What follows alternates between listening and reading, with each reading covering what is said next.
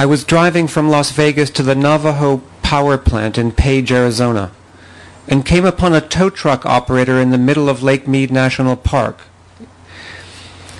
He was there to tow a car that had been taken out on a joyride, torched, and left on the edge of a cliff.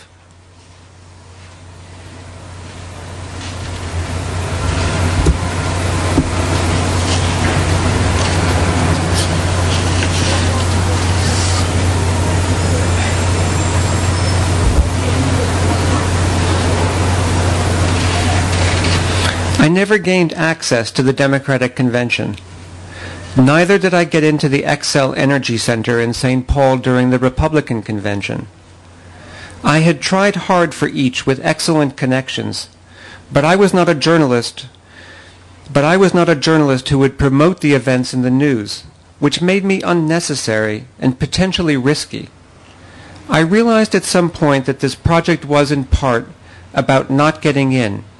What I saw on the outside, though, was less predictable and more intriguing to me than the hoopla inside the halls. I made a picture of the Fox News electronic billboard outside the Republican Convention, for example, which was tracking the approach of Hurricane Gustav. Gustav halted the proceedings for a day and brought back horrible and, for many politicians, embarrassing memories of their response to Katrina.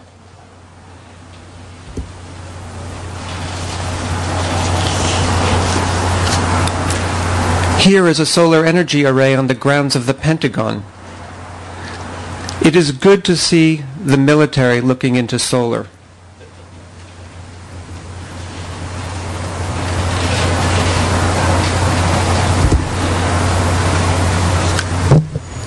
The nuclear warhead was on display at the Department of Energy in Washington.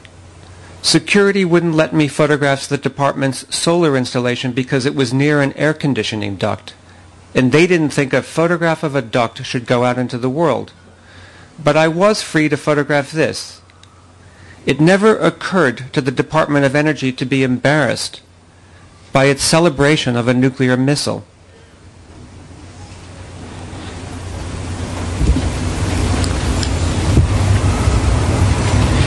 Here's the Alaska pipeline.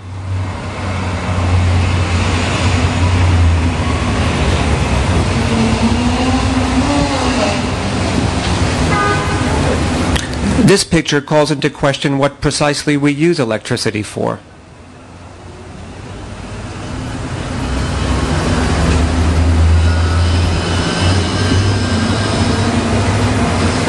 One of the strangest, most optimistic pictures here shows blue-white threads of electricity, as vivid as Zeus's thunderbolt. A young man, looking more like a DJ than an inventor, spins electricity from a Tesla coil he built. In him, I see the grassroots ingenuity that has historically improved American lives.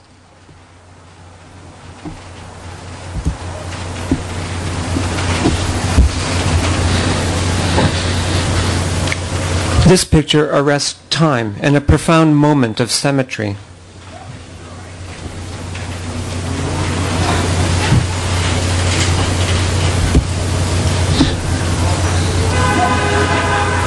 These welders work at a decommissioned nuclear power plant.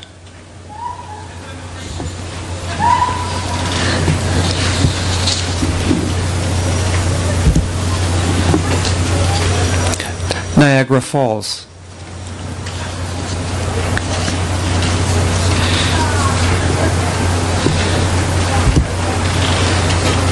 And this is a classic American town in Iowa, with turbines, not oil wells or coal stacks, dotting the horizon.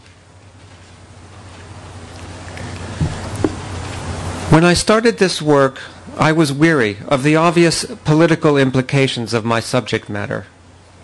When I photograph, I do not consciously think about politics. Artists who let their politics overcome them become propagandists, which I strictly wanted to avoid. But the grim political reality of the United States between 2003 and 2008 would have to somehow find its way into my work. I could not ignore the security excesses, corporate avarice, and environmental indifference I encountered. Photographs at their best, though, are not about politics or any one thing. They are about many things at once that can be read in infinite ways. They communicate in the end the mysteries of human experience that are ineffable, yet still need to be shared. Thank you.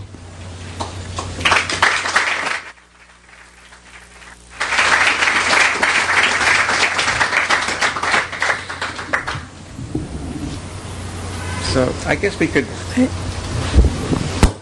switch to the lights and let me have a sip, and then we could take questions.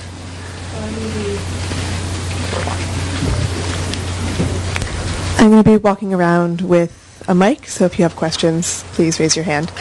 Thank you.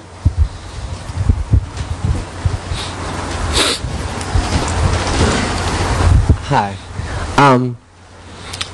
I saw a lot of similarities in the tone and content and kind of approach of this project to Terrence Simon's project, the American Index of the Hidden and Unfamiliar, which had a lot to do with kind of secrecy and access and power during the Bush years. I wondered if that had any, if that project had any resonance with you, if you're aware of it, if you had anything to say on it.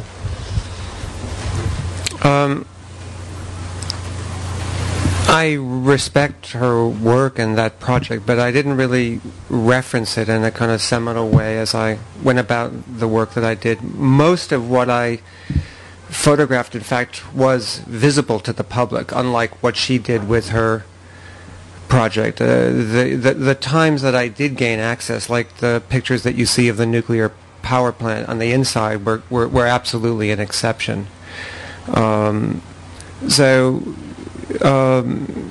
They maybe relate in terms of their relentless pursuit to see meaning into the culture, but I didn't in a pointed way reference that work, no.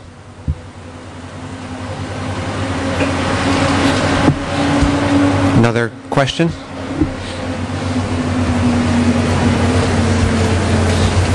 Nice job, first off.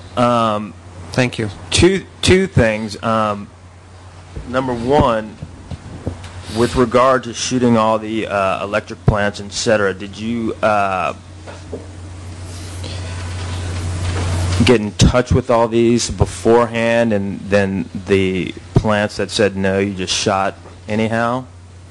I made an attempt from day one to be very direct with the corporations that own power plants. The first the whole project was ignited through the commission that I had in 2003 to photograph for the New York Times Magazine the town of Cheshire. And in going to Cheshire and having the opportunity to spend a couple of weeks there, I thought it would be very valuable to gain access to the plant itself. All these people that are living in these communities are working for these companies, and there was absolutely nothing but a no from American Electric Power. And in fact, I was harassed by the company. They didn't want any extra publicity.